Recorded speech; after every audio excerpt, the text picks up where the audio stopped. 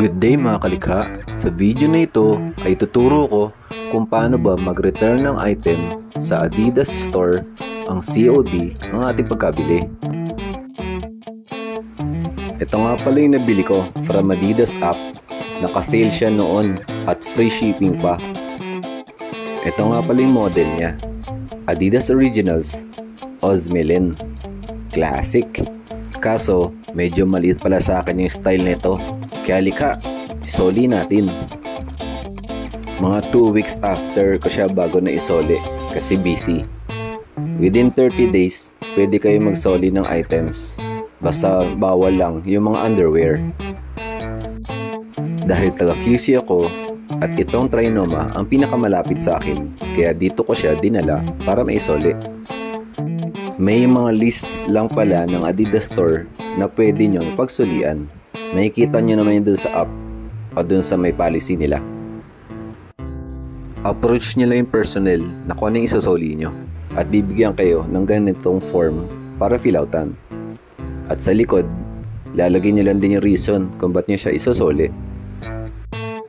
And then, pagbalik nyo nyan, i-encode nyo yan sa computer. And then, i-verify nyo kung tama ba yung details na nakalagay dun sa computer. At makaka-receive kayo ng email within that moment after nyo ma-encode. At kailangan nyo siyang matignan mismo bago kayo umalis.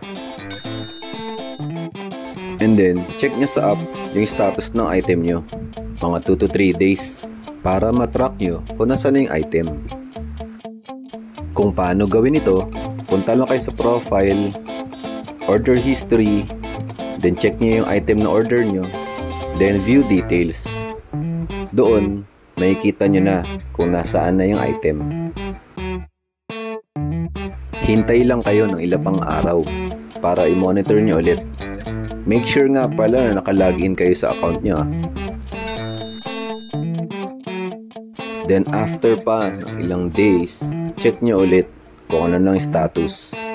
Sa akin, after 14 days mula nung sinoli ko yung item sa physical store, ganito na yung lumabas. Pag nakita nyo ng refund initiated, ibig sabihin, ready na yon para mag-refund ng pera. Pero, paano nyo makukuha yung pera? Ganito, kailangan makareceive kayo ng email mula sa Adidas.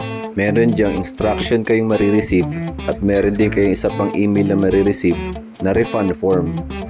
Sa refund form, kailangan nyo i-fill outan yan.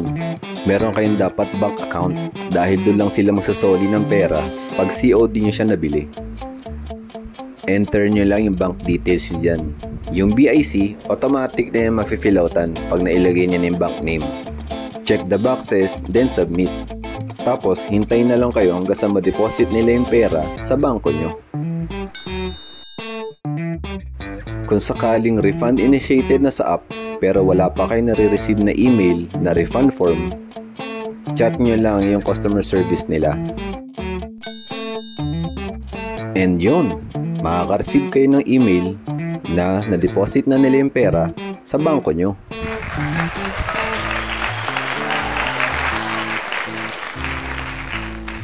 Medyo may katagalan lang ang paghihintay sa pag-refund pag COD mga kalikha. Hindi madali ang buhay, pero walang imposible sa taong gustong matuto at may tiwala sa proseso. Hanggang sa muli, ako si Christian, likha na!